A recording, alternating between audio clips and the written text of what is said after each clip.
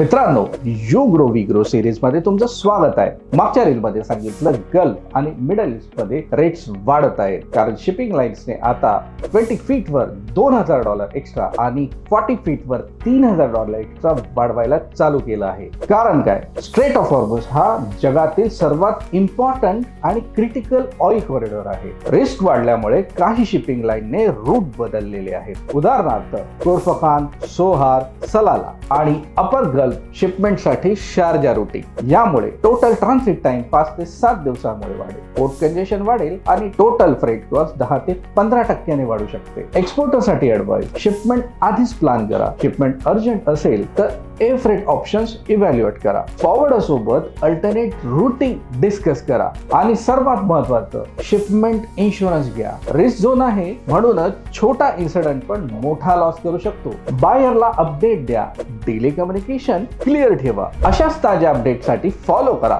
कारण you grow we grow.